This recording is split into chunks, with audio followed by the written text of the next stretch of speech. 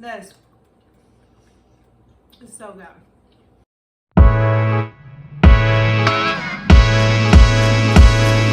Hello, welcome to the Harvest Radiance Kitchen. My name is Krista, and today we are making gluten-free gnocchi. So the ingredients that you need for this recipe is 2 pounds of russet, organic russet potatoes. Please get organic every time that you're getting a potato. Root vegetables, they soak up anything that's in the soil. So you want to make sure that the soil is clean.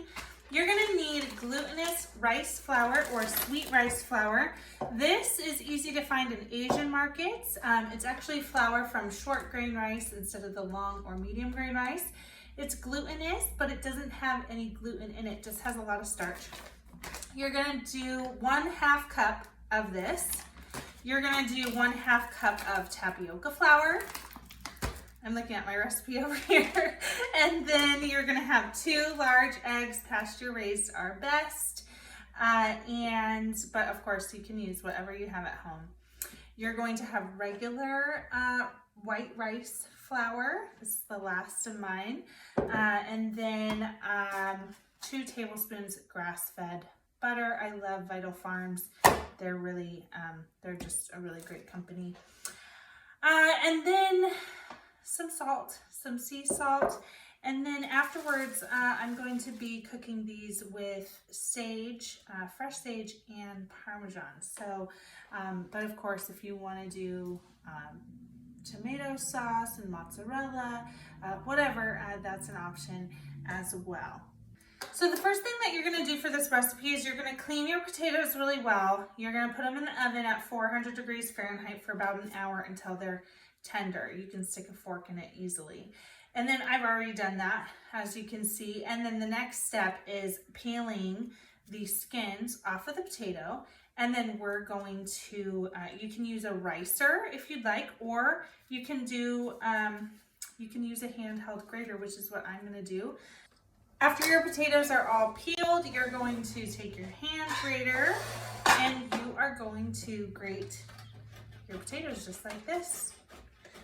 Now you want to make sure that any dry parts, any rough parts, you're going to put those to the side. Don't include them in your grated potato because you want the texture of your gnocchi to be light and airy and fluffy. And if you put those dry bits in there, it's not going to taste as good. So now that we've grated our potato right here, here it is. These are all the dry, like not so great parts that I don't want to affect my texture. So I'm going to go ahead and put those over here.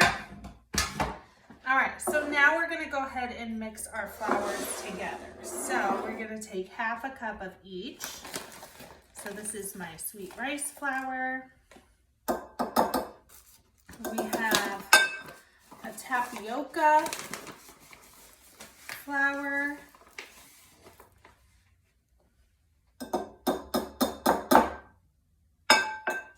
And we have our white rice flour. And there is my, oh, it's just about there. Perfect. 1/2 cup. All right. Then I'm going to go ahead and whisk these together. So once you've whisked your flours together, you're going to have a clean surface that you're going to be able to roll and knead on. You're going to pour your flour right there. Woo. This is where we get to get a little bit messy.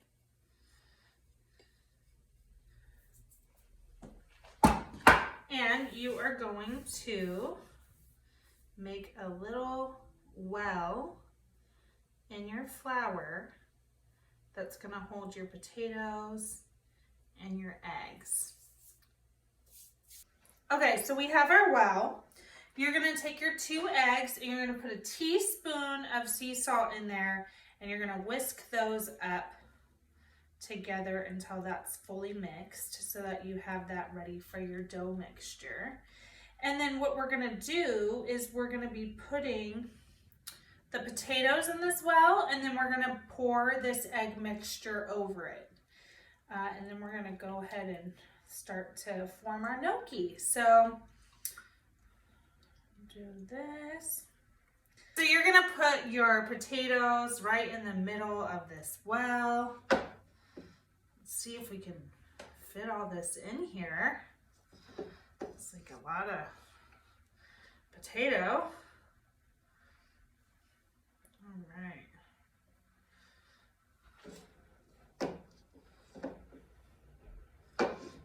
All right, and then once we have all of our potato in there, we are going to pour over the eggs.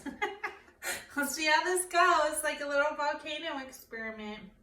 We're gonna pour our eggs over the potatoes. So everything stays in there. Okay. And see, we are going to, with your clean hands, mix the egg mixture into the potatoes and flour. So this is going to be sticky, okay? You can use gloves if you don't like the feeling on your hands, but you're basically just gonna wanna incorporate all this together, kind of working that.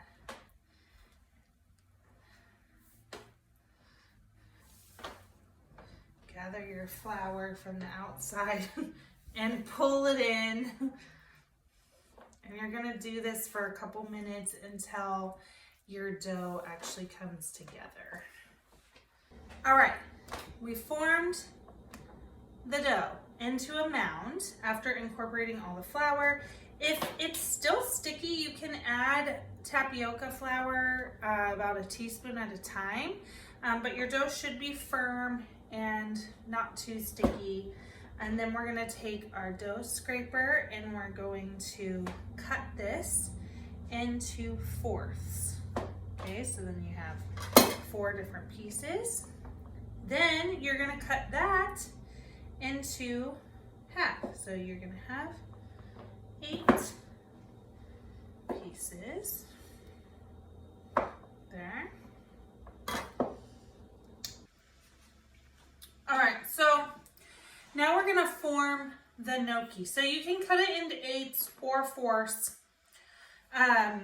If you wanna work with a smaller portion of the dough, use an 8th. If you don't mind working with a larger part, 4th is fine. What you're gonna do is you're gonna kind of roll it together in a ball. Make sure your dough is all together, and it's kind of like playing with Play-Doh. So we're gonna make a snake. And we're just gonna roll it. So you got your ball.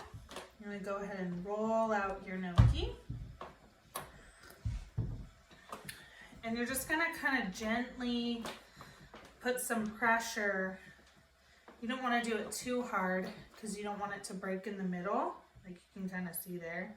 It wants to break, so we're gently rolling, kind of pulling a little bit. Not too much to make a snake.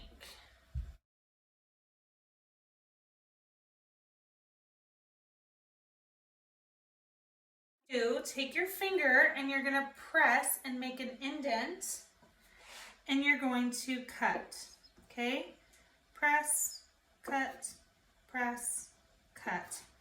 until you have little pieces like this. Then after that, you're gonna go ahead and take a fork and you're going to roll your little gnocchi piece on the fork tongs. And when they make gnocchi, they sometimes have a tool to do this, but you can just use a fork. And it's gonna put little indentations on your gnocchi so that it will hold the sauce. And then we're gonna put that to the side. I'm gonna cut the rest of these and then I'll show you how to cook it.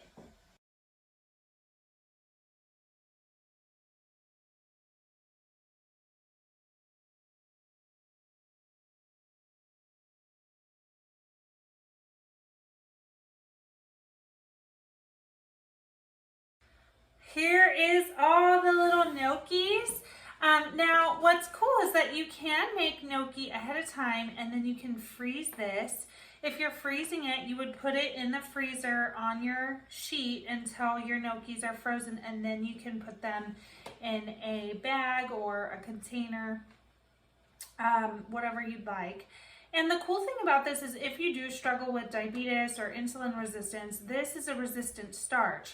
So if you freeze it and then cook it, it will actually not spike your blood sugar like it would if you're just eating this, you know, when you're first making it. So that's something to keep in mind. I'm gonna go ahead, for the purpose of this video, I'm gonna freeze probably half of these, and then I'm gonna go ahead and show you how to cook the other half. Welcome to the other side of my kitchen. I have a pot of boiling water here. I've added a little bit of sea salt to my water. If you're worried about salt, just make sure that you're using a really good quality sea salt. You don't want to be using iodized salt or anything like that. And what we're gonna do is we are gonna boil our gnocchi for about 4 minutes until they're done. And you're gonna know that they're done because they're gonna float on top of the water. So I'm not going to be putting in a lot of gnocchi at a time. You wanna give it a little bit of space. So I'm gonna actually use a slotted spoon just to kind of put them in there gently and give them some room in the pan. I don't want to overcrowd, and I'll show you here.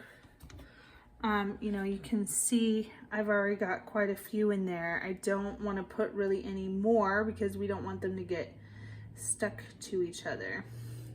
So once they start to pop up, I'll go ahead and show you what that looks like. And okay, as you can see, our gnocchi is starting to float up on the top of the pan. I'm gonna go ahead and try one and see if it's done. And then I am going to put it in this bowl over here because I am going to do a butter and sage sauce. So if you have to put it in a bowl, you just want to cover it with a little bit of olive oil.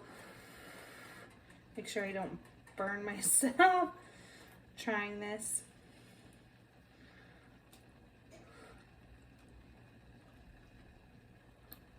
It's good.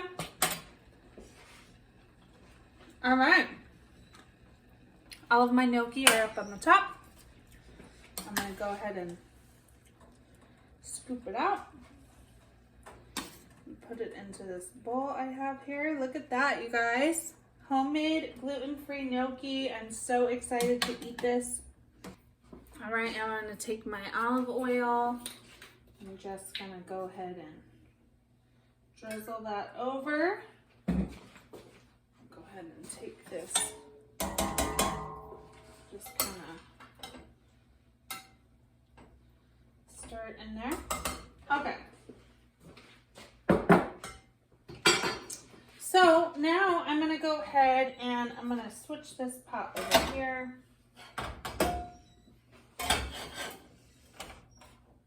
I'm gonna heat up this pan. And then we're gonna put 2 tablespoons of butter and then fresh sage, and then we're gonna top our gnocchi with Parmesan cheese. So while I'm waiting for my pan to heat up here, because of course I learned this in cooking school, you want your pan to actually be hot before you put anything in it.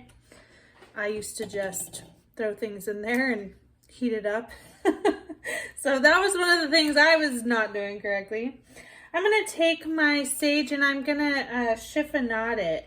So basically, I'm just gonna tear off the leaves here. And I got my butter right there ready for the pan. If you can see, I'm gonna take these leaves and I'm gonna stack a few inside of each other.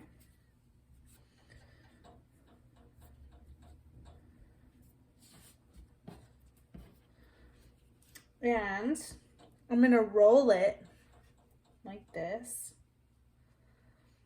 And then I'm gonna take my knife, and you wanna cut on this part of the knife, okay?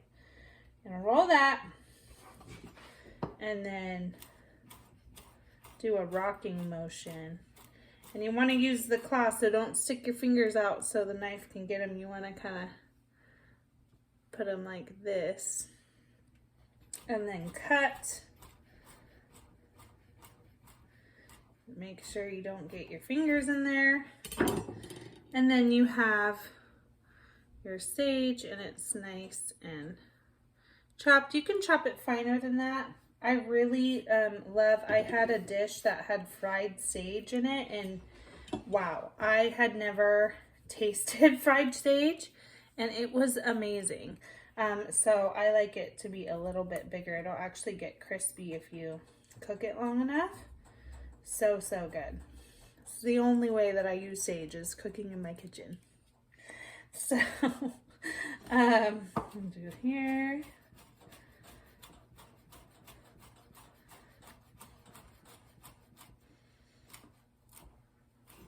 All right, so my pan is hot. I'm gonna go ahead and put that butter in there. We don't want our butter to burn, so we're gonna go ahead and put our gnocchi in there. Woo! There's that sizzle. I actually meant to put the sage in first. It'll help bloom your herbs, make it really flavorful.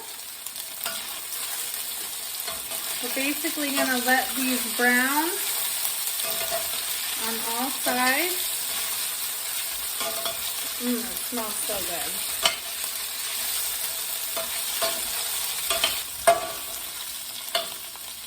Just kind of toss that. And then you can see a little closer here. Got some good color.